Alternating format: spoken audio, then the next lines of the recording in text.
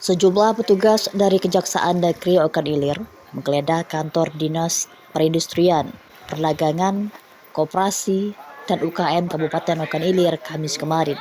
Penggeledahan tersebut diduga tindak pidana korupsi mengenai retribusi pelayanan pasar pada tahun anggaran 2020 lalu. Pantauan di lapangan, petugas Kajari dibantu pengamanan dari Polres Okan Ilir melakukan penggeledahan di ruangan bendahara Disperindakop Okan Ilir dan menyita beberapa dokumen. Usai menggeledah ruang bendahara Diskoperindak Okan Ilir, petugas juga bergerak menuju kantor Pasar Indralaya dan kantor UPTD Pasar Tanjung Raja untuk melakukan penggeledahan dan mencari alat bukti. Kepala Kejari Okan Ilir Marten Tandi SHMH didampingi Kasih Pitsus Hamdan SH dan Kasih Intelijen Ikram Syahputra SH. Dalam keterangannya mengatakan, tim jaksa penyidik yang didukung peran bidang intelijen Kejari Okan Ilir melakukan penggeledahan di beberapa ruangan pada kantor Disperindakop dan UKM Kabupaten Okan Ilir, kemudian kantor UPTD Pasar Indralaya dan kantor UPTD Pasar Tanjung Raja Kabupaten Okan Ilir. Hari ini hari Kamis tanggal 17 Februari 2022, kami Kejaksaan Negeri Okan Ilir ada melakukan penyidikan pada Dinas Perindustrian, Perdagangan, Koperasi dan UKM Kabupaten Okan Ilir. Jadi dari proses penyidikan tersebut pada hari ini dilakukan penggeledahan untuk menemukan alat bukti agar peristiwa pidana tersebut bisa jelas.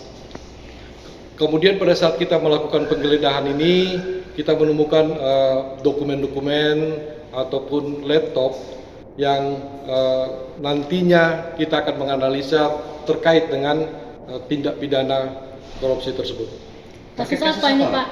Ini terkait kasus retribusi pelayanan pasar tahun anggaran 2020. Kerugian negaranya berapa? Berapa kira-kira? Kita belum bisa memprediksi atau menghitung kerugian negara, agar menunggu dengan adanya pengumpulan data dan dokumen inilah nanti baru kita bisa menentukan berapa kerugian negara. Apakah tidak disetor atau gimana, Pak? Ya, indikasinya bahwa tidak disetor ke kas negara. Berapa kira-kira TSK oknum ASN yang terlibat berapa banyak orang? Yang terlibat. Kita belum bisa pastikan karena dalam penyidikan inilah kita mengumpulkan dokumen untuk mengetahui siapa-siapa yang bertanggung jawab terhadap peristiwa pidana yang terjadi. Berapa banyak yang diperiksa, Bang? Kita baru melakukan dalam tingkat penyidikan baru melakukan pemeriksaan sekitar 2-3 orang.